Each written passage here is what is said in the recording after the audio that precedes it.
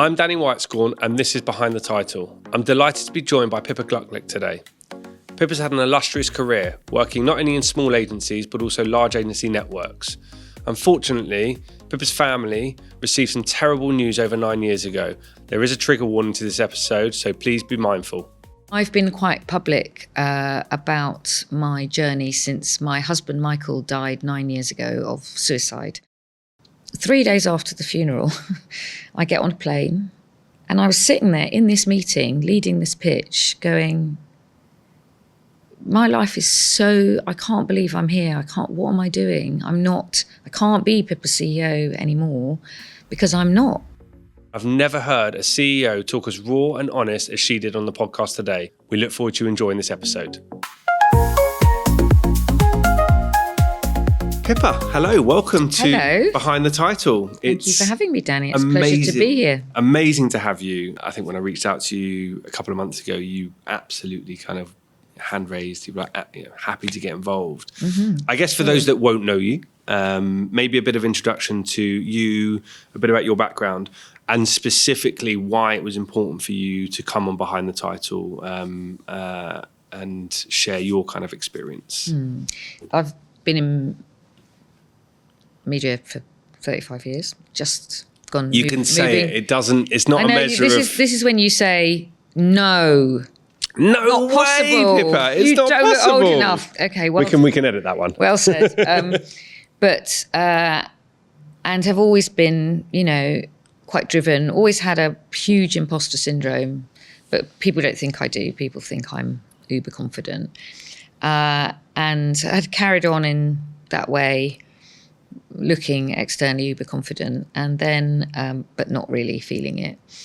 And that some of that stuff might come up as we chat. But then 9 years ago, in September 2016, my husband of 21 years, partner of 27 years, died by suicide on September the 16th, 2016. And, even though 9 years on, I know it happened, and I know, unfortunately, it's my story and my kid's story. The shock is indescribable and always will blow me away that has happened in my life, to him, to us. So that was like having a bomb go off in my life. But to begin with, I just did that thing of, carrying on, and then I don't know if it's what you'd call a breakdown, but as close as I could imagine that I would ever come, and had never, thought I needed therapy, never thought I had any mental health challenges, beyond sort of your average, but went very quickly into a real deep downward spiral. And I guess that it was a huge wake-up calls, maybe that's not the right expression, but it's given me a perspective. What happened with him, what's happened since, it's given me a completely different perspective on life, on work, on how I spend my time, on who I spend it with. And it's not a perspective. I'm glad I've got the perspective. I wish I'd got it in a different way, but it has hugely informed who I am now, I think. Possibly who I always was, actually, but I just covered it up with work and career and ambition and drive and title and all of those kind of things, which seemingly seemed important. I mean, by the very nature of, again, your last word there, title, and the preface to that around your husband unfortunately taking his own life, I mean, that personifies what this is about. I think as you were just talking there, I thought over all the episodes, to just come straight out with that, I don't know many senior leaders that would share that. Anyone that knows me knows I'm a very open person. I'm heart on sleeve. I tell it how it is, which doesn't always go down brilliantly well, but that's just, and I'm sometimes, I've had to temper that. But I'm say it how it is. I think it's just a much better way of getting stuff out there. And I'd much rather get feedback and be told and learn from it and move on. And so when Michael died that way, he was from a very Catholic family, and there's enormous amounts of stigma around suicide generally in society, but in the Catholic Church. And I think partly because of the way I am, but partly because of that, I hugely railed against it and almost wanted everybody to know that that's how he died, because I didn't want it swept under the carpet. And to be honest with you, and I have to be careful what I say, but I think a big part of why he ended up doing that was because everything got swept under the carpet and he didn't feel able to talk about stuff because of his stuff that had gone on in the past. And I felt almost on his behalf, which probably, to be honest, he would hate, but that I had to tell people that was what happened, because suicide is so complex and I knew nothing about it. I knew one person, somebody I used to work with actually, and that was hugely shocking, but I didn't know him well. It wasn't, he wasn't a close friend or anything. I think when I reached out to you and we had a conversation, you talked about addiction being a part of that. How much did you understand about addiction, and certainly as a family member suffering with it, versus to what you understand now and how that can possibly impact? So I know a lot more about it now. I hesitate to, it's I don't really like the label of addict, but I think Michael was, and I'm wary that he knew a lot of people in the industry. As I said earlier, I'm very honest about it, and the reality was that he had addiction issues. He was an all or nothing person, so it wasn't that he was a drug addict necessarily, but he was, if he was drinking, he was really drinking. If he wasn't, and I used to think, because he would stop drinking for periods of time. He once did it for 1.5 years. And I used to think, God, I don't know how he does that, because I don't drink loads, but I love a glass of wine with dinner, for me, the two. And I used to say to him, why can't you just have a glass of wine with over dinner, and that's fine, what, glass or two, enough. When we used to argue about it, when he was in, he used alcohol and drugs as a crutch, I think, to get through. And I used to say to him, you've got addiction issues, and he would say, I'm not an alcoholic, because he could stop. And I used to think, oh no, he's not an alcoholic, because he could literally go, right, I'm stopping now. And of course I now know afterwards that is classic addict behaviour, just being able to stop. He did it with exercise. He was either going to the gym every day or not. And I think there was always kind of wanting something more. So when he stopped drinking, but then when he went back to it, he went from 0 to 100 very quickly. And then there were other things that he wanted to do to, I think kind of take himself away a bit. I mean, the reality is, a lot of what I'm going to say is my perception of him. And there will be people that might challenge that, particularly in his family. But, I lived with him every day. I saw it. So I'm the person that knew. Yeah. I saw it. And a big part of behind the title was our life on the outside was, doing quite well as a family, 2 lovely children, nice house, good jobs, all looked good. And majority of the time it was good, but there was this kind of underlying issue that would rear its head quite often, and I didn't tell anyone about it really. When we used to go out, I would be watching, how much is he drinking? Is he going to go? I'd be on edge a lot of the time, but nobody would have known that. We talk about it certainly in the groups that I go to, one is too many, 1,000 is never enough. Yeah. You know, that's just and I haven't heard that before. yeah, it plays out in every aspect of my life still. You know, chocolate, shopping, work. Yeah. You know, it's never enough.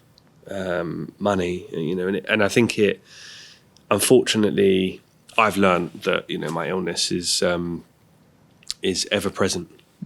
It's just about how I can spot, you know, the defects of character that lead me to, you know, a place where I then make a decision that takes me down a path I don't want to go.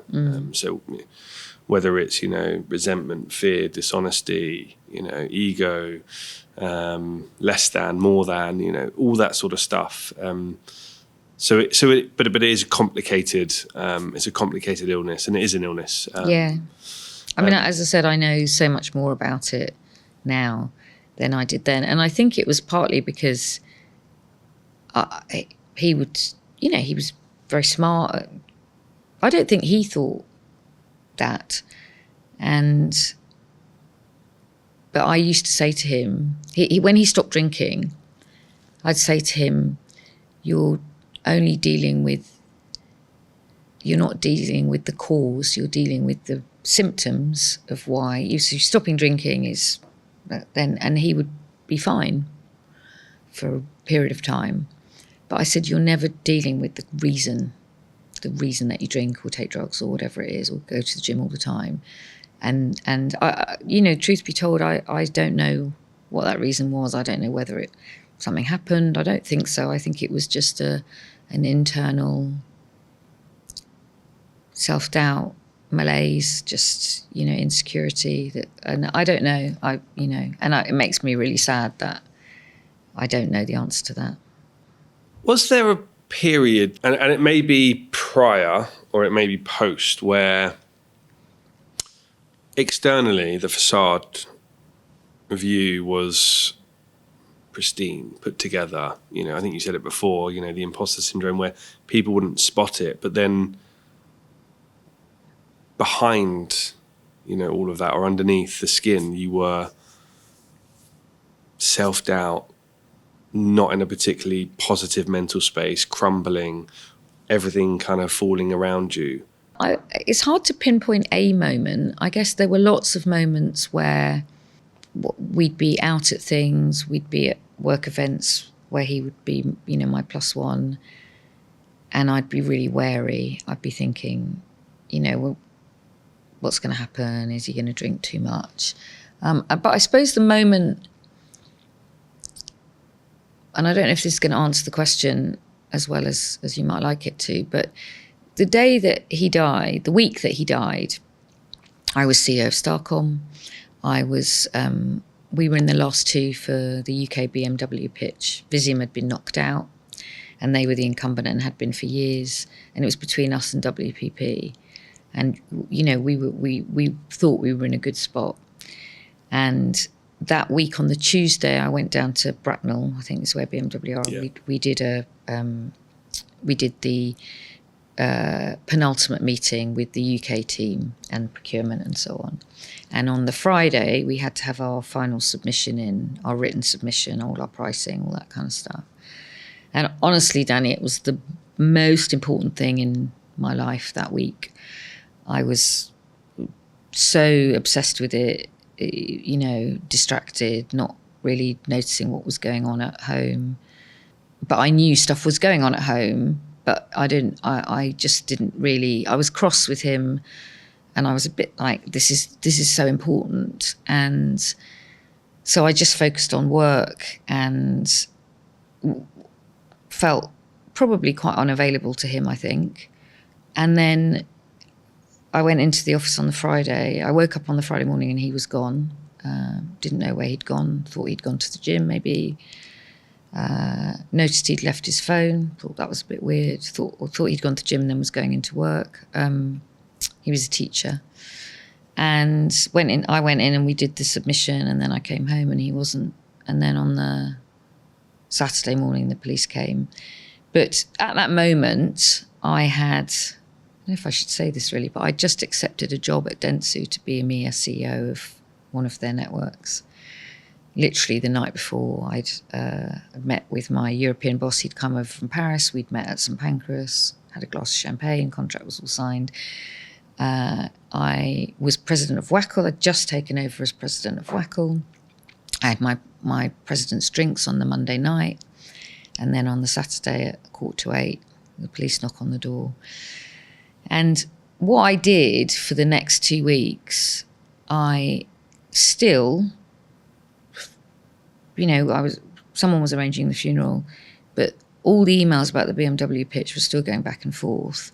And everybody at work at Publicis was amazing. But I was going, and we had a meeting the week after the funeral in Munich, and which was the final pitch.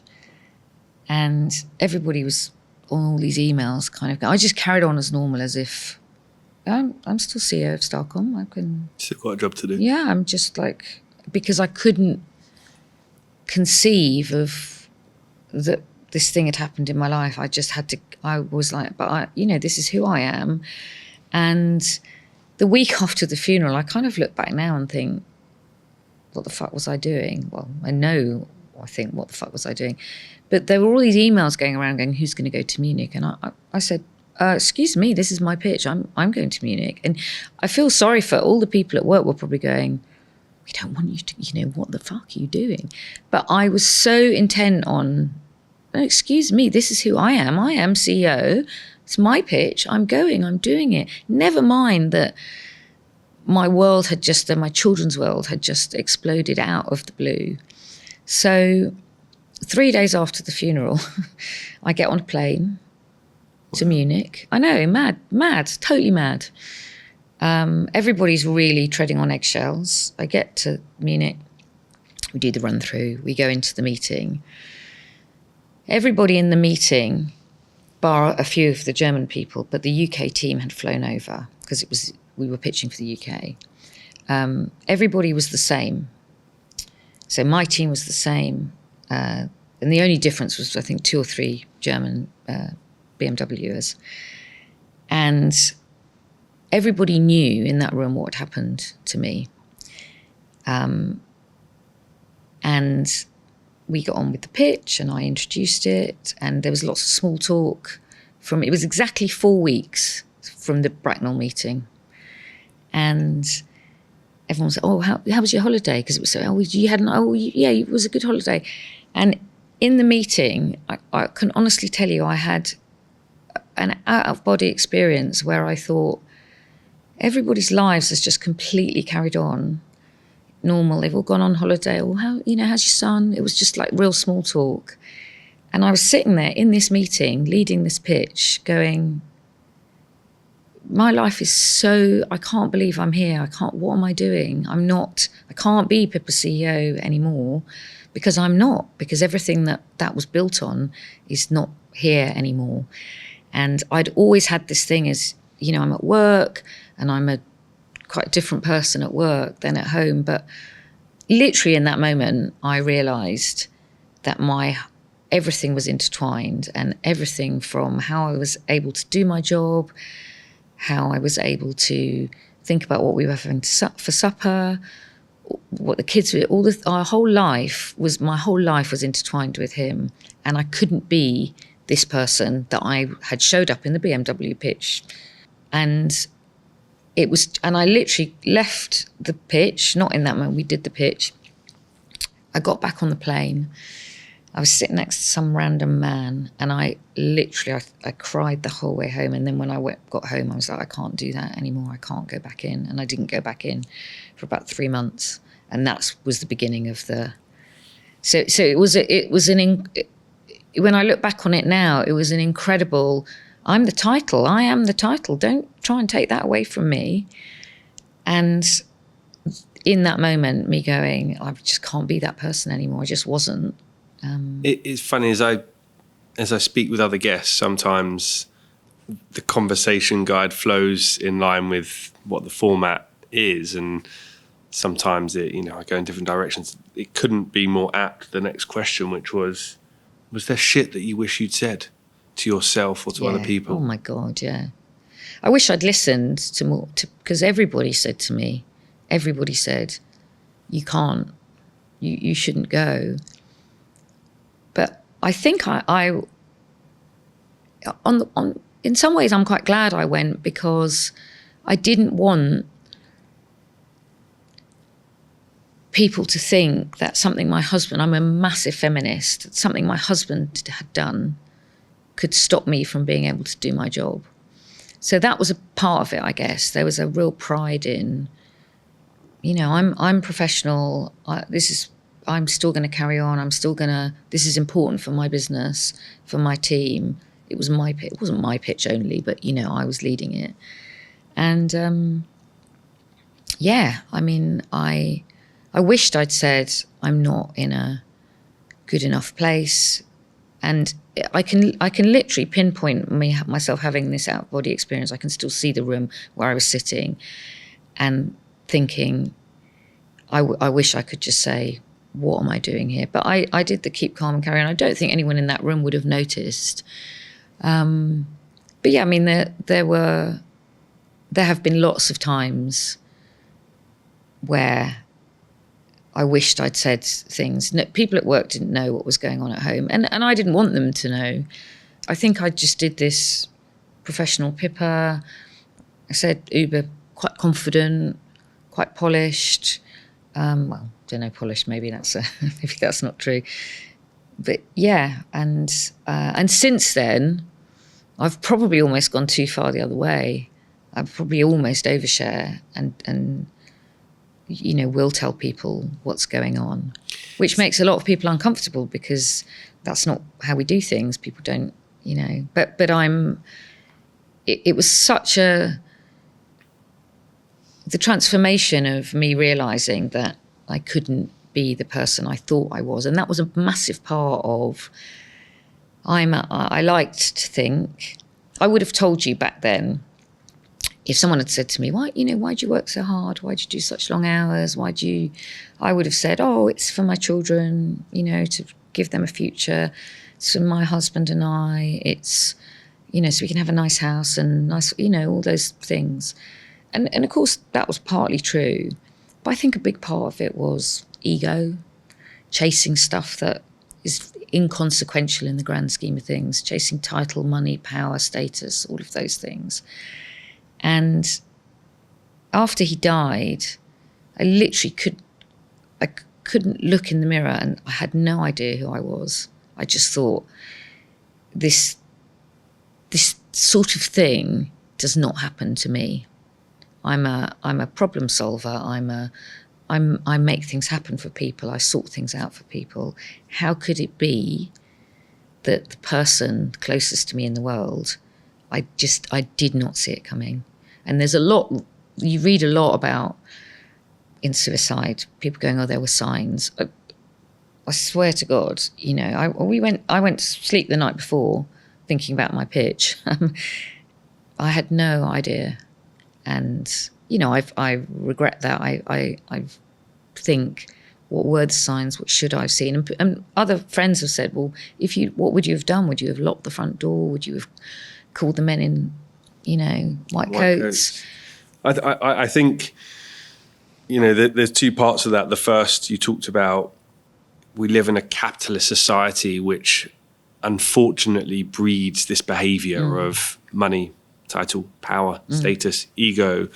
And it's hard to remove yourself from that. And actually a big part of my career, I think I've been focused on that, but I'm really fortunate that being part of a 12-step fellowship, I get the opportunity to step back. In fact, the times that I get to sit in a meeting are the times I get to pause, slow down, and actually realize that was not needed today, and but I've also realized that I don't want anyone to ever feel like the behavior that I exhibited when I was in active alcoholism and active addiction was their responsibility or they were accountable. In fact, I took, regularly I took hostages. What do you mean by that? I would make decisions and there would be consequences to those decisions, or there would be actions that I would follow, and it would have much wider consequences to other people. And unfortunately, that would then bring them into the situation without me even realizing it. And I think that hearing you share that just now, and it sounds like you've done, you're grieving, or you're still grieving, you've got your acceptance around it. I think that's a really important part, because why, to an extent, the responsibility isn't on that individual. And I think, certainly what I've read about this topic, sometimes people will latch and attach themselves to, they are responsible. Yeah, and that's, I will always feel responsible. I've had shitloads of therapy since he died, and still do, and always will, actually. And I'd encourage everybody to have therapy. And I never did before, even though my mum was a therapist. I just was, I'm okay. I'm okay. And, like everybody, I don't think I wanted to look in that Pandora's box. I just thought, but I didn't think I needed it. And yeah, I'm just, I will always bear some that. And in my therapist, I've had a couple of therapists will say, but what could you have done? And he had agency, and it was, but I still think, I should have seen it. I should have noticed he was struggling more than usual. Or if I hadn't been so obsessed with the pitch, maybe he would have felt more able to go, hey, look, can we talk about it? But then, I'd done loads of pitches like that before, but there were lots of little things that happened in the run-up, lots of tiny little signals and threads, and that I can weave together, and I've gone over and over and over again in my head, and still do.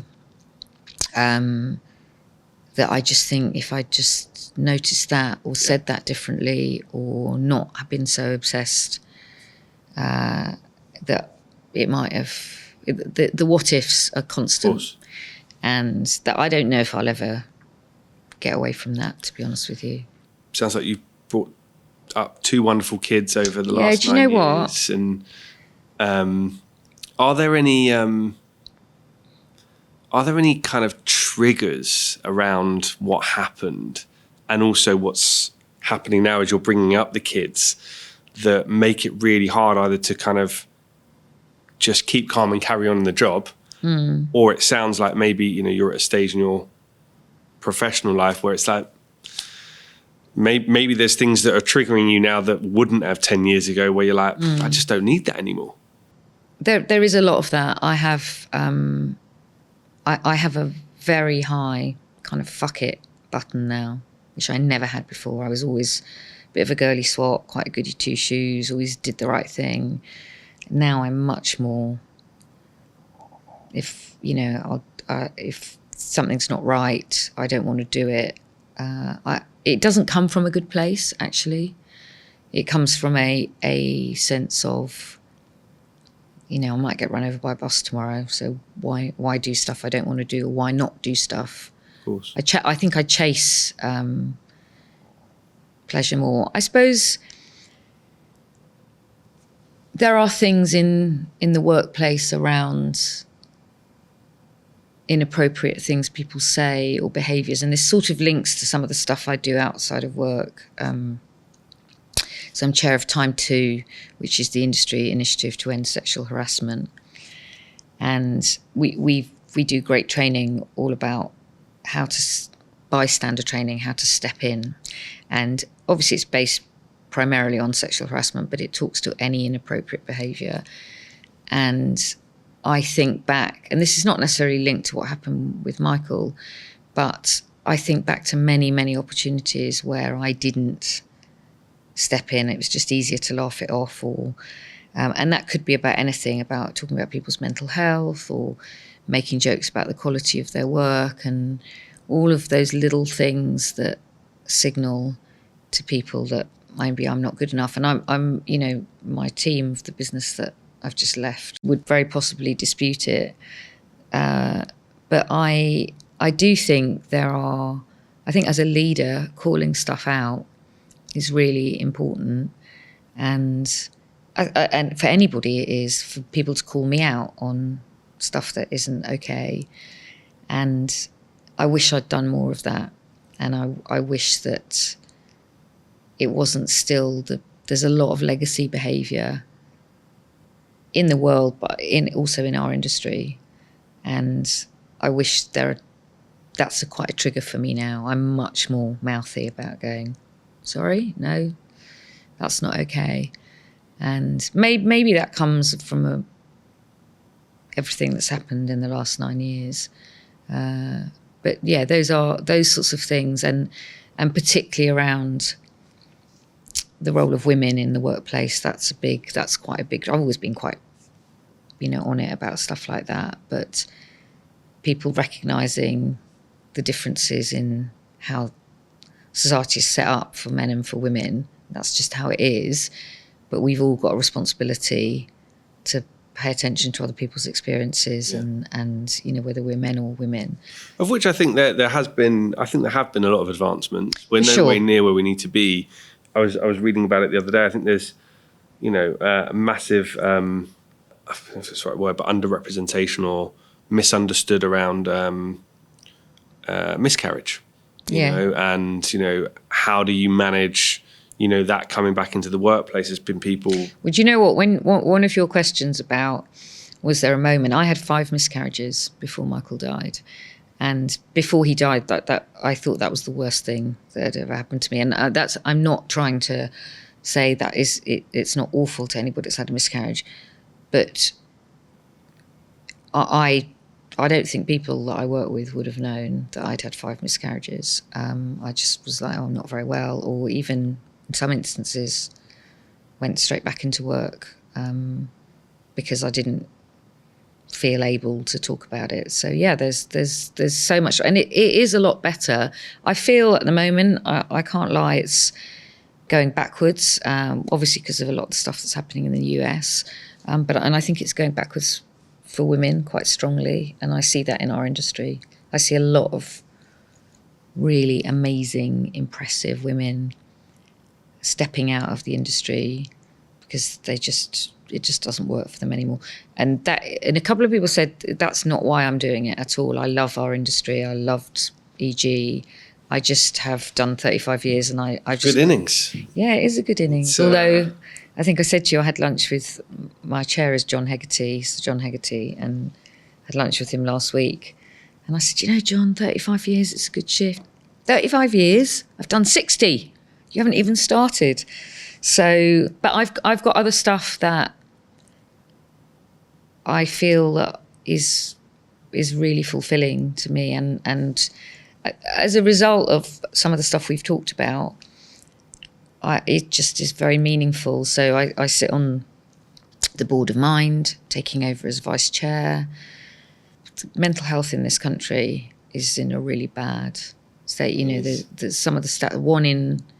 1 in 5 young people have some kind of mental health challenge. That's up from 1 in 9 in 2017. So those, and obviously the pandemic will have had a huge impact on that. Last year there were 10,000 more referrals for young people, mental health, 10,000 more. Waiting lists are longer. I mean, the stats are just awful. And in some small way, for Michael, I've never run a marathon. I've never set up a foundation, and I feel quite guilty about that because I'm quite a doer. I'm quite right. There's a problem. I need to fix it. And obviously, the one of the things that's been so hard and is still really hard in the mental health challenges is you can't fix somebody, and I couldn't. I thought I could help Michael, but the reality was I could support him, but I couldn't solve it for him. Only he could solve it for himself. But one of the things in joining the Board of Mind, which I did 5 years ago, was that's my way of doing something for people like Michael and families like mine who've been affected by, severe mental health challenges. And so that's kind of why I do that. And that feels like important work. It's interesting. And you know, who am I? I'm a advertising wanker, excuse my language. So there's part of me that goes, how can I help? But I do, hopefully I make a contribution. You say that, but I'm in a similar place in that I talked about kind of I need to give away what was freely given to me to kind of keep my sobriety. But I lost a parent when I was 7, and I've always thought about how can I do something to help. And so I'll always donate in some way, shape or form to a cancer charity. Doesn't matter which one. But actually, I've never wanted to run a marathon. I've always thought in my head, I could do that, but then I'm like, I'm not going to do that. And recently I was approached by an organisation called Grief Encounter, which helps, bereaved families, and to be part of their fundraising board. And I thought to myself, saying, well, I'm just a guy in advertising. Yeah. And actually I had a conversation with one of the ladies who heads up fundraising, and I was sharing some guidance and advice because I'd actually been recommended by someone to them. And what I was saying, I thought was just everyday common knowledge about how you could possibly attract some more donations. And they were incredibly grateful. They never thought about that before. Yeah. And so, yeah, don't underestimate the impact that I think certainly you and I can have.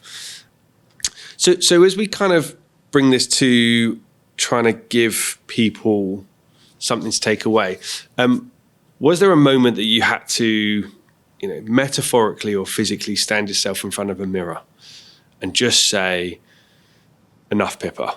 Probably lots of moments, but I think in my darkest period, which was quite early on, a friend of mine staged an intervention. I was in a really bad place. Wow. And it's one of the things actually about if survival is the strongest instinct, and most of us would think that we would never take our own lives. And obviously, as you might expect, I've done quite a lot of reading about it and know, sitting on the board of mind and stuff, I know quite a lot about it now. Not as much as I could ever know, but and the reality is that for all of us, if the circumstances present themselves, we could all find ourselves in that position. And when you've somebody that you know, particularly if someone close to you, has made that choice, if that's the right expression, it suddenly becomes, it's much more of an option. And for me, that I just was, this is too hard. I just can't do this. I don't, people kept saying to me, oh, isn't it amazing you've got your sons?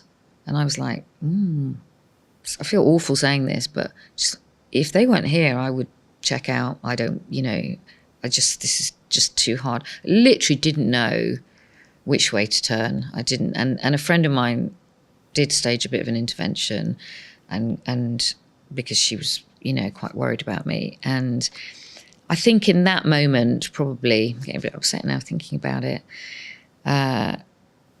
I got kind of carted off to the GP, who was amazing, and then got referred to a psychiatrist and so on. The thing for me, I didn't feel I had any hope. That was a big thing. I thought, I can't see a way out of this. This is just too hard. My life's over. Everything I thought I was going to be in my future and my children's future is gone. And just very gradually, I started to, this is a huge cliche, but it's very true, see in the really small things, in not the winning the big pitches or getting the big title or getting a pay rise, none of those, in the really small stuff, in nature, in gratitude for the small things. And I started to do it with my kids. My youngest particularly was 13. The kids were 13 and 17 when their dad died. And we used to do 3 things every day. And probably before he died, it would have been, I won a pitch, or I beat someone at that, or, I don't know, we made more money or the share price went up, whatever. And it was the smallest things, like, wasn't it nice and warm today? Or the dog, we've got this lovely dog, Digby, who's 14 now, but the dog featured. And what really surprised me was his take on it was all the really small things, or dinner was nice. And for me, from being in the absolute depths of despair and genuinely just not wanting to be here, those tiny little things, and still now, I'm a big, try and only worry about what you can control. And for me, like during the pandemic, pandemic was, sole parent, I'd left Dentsu, I didn't have a job, but I'd planned I'd have a few months off. But actually for me, I had quite a good pandemic, if there's such a thing, because I was like, well, I can't do anything. And I did loads of volunteering. I worked at a food bank. I did some stuff for the NHS. I joined the Board of Mind. I worked out that when my happiest time at my work had been when I'd been an independent. I didn't particularly want to go back into a network at that point, which is when I joined EG. And it was a big part of it was because I just thought, I just focused on the little things that made a difference to my everyday life. And it has made me much more realistic, humble, what's in my control. And so I don't know if that was one moment, but it feels like just being really grateful for the things that you can control and the things that are out there that we're all very lucky to have. I still know how incredibly fortunate I am. And I say that to the kids a lot. It's terrible and tragic what happened to Michael and as a result to us. And I wish it was not my story and my kids' story more than anything. I still rail against it being my story, to be honest with you. I still struggle to have come to terms with that. But it is. And so we have to, I have to go with that and remember that we're still standing and we're still loved and we still see the sun come up every day. And those are things that Michael doesn't have. I'm smiling because I've got this warm feeling as you're talking, and I'm thinking to myself how lucky the podcast is to have you on today. How lucky I am to be here. The industry is to have someone like you, and how lucky your kids are to have someone like you that has this perspective now. They might disagree. They might do, but I've been able to kind of sit back and almost watch this interview rather than participate. And I told you I talked a lot. No, but at the beginning. But it's to hear the story and to hear the acceptance to an extent, to hear the understanding of, like a strong understanding of yourself and how you've evolved, and your point there around knowing what made Pippa tick and, knowing that you didn't want that, I think is hugely powerful. And I really, my hope is that when people hear this, other senior leaders say, you know what, I want to share what's going on or what's happened for me. One of the things in recently announcing that I'm leaving my full-time job is I've had mixed reactions. Some people are like, well, why would you do that? Why would you not be CEO? And what about the money? And what about, and sometimes I think, am I mad? There are, I think, a lot of people that would be too scared to kind of step off the conveyor belt. And do you know what? I may in 6 months' time go, God, it was a huge mistake. I don't think I will. But isn't that the point, right? Is that people immediately jump to, well, that's it now. So definitive. I'm out. Yeah, whereas actually you can create a whole career over here and still be successful. You can equally come back in 3, 4, 5, 6 months' time and be able to say, well, actually, no, I missed it. I think that's a really important point.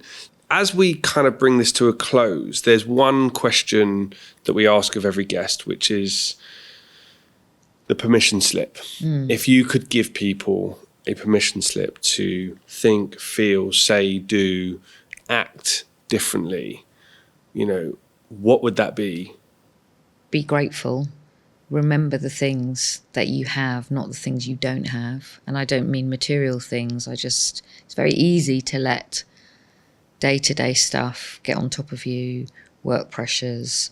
But the stuff, seeing the sun come up, a smile on your partner or your child's face, nature, all of those things, that it has been quite transformational for me. I used to walk around, I think, and I still do to an extent, but on my phone, thinking about work all the time.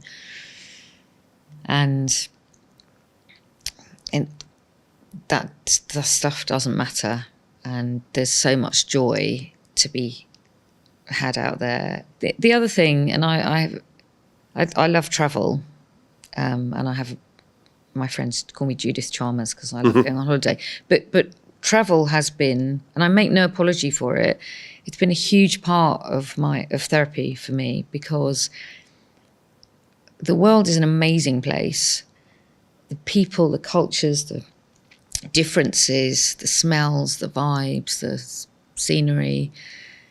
And when I go to different places, and that could be, coming here today to this part of London or to going to a completely different country, it reminds me how amazing the world is. And for a long time after Michael died, I just didn't see any of that. I didn't want to acknowledge, because the world felt like the most hostile, awful place that I just didn't want to be a part of. And so because I went to such a dark place, I think I see things in a slightly childlike way actually now. I go, oh, isn't that amazing? So just always hanging on to, there's so much in the world to celebrate and be grateful for. And for me, that has been a big, quite transformational way of thinking. And not that I didn't before, but I never acknowledged it before. I just took stuff for granted. Pippa, that was moving. It was inspiring. Thank you. It was honest. It was raw. Thank you for coming on and sharing that with us. Thank you for asking me and for having me. It's been a pleasure. I can't wait for people to hear this, because I, at the very least, know that you're going to get quite a few people championing you from the sidelines about how brave you were to share this. But also, I'm pretty sure you'll help one person. And my MO with this podcast is, if I can help one single person at the point ahead of or before intervention on any matter. It doesn't have to be, as we're talking about today, but anything, then it's a job well done. Thank you once again for coming on. Thank you for having me. It's been a pleasure, and keep doing what you're doing. I think it's fantastic.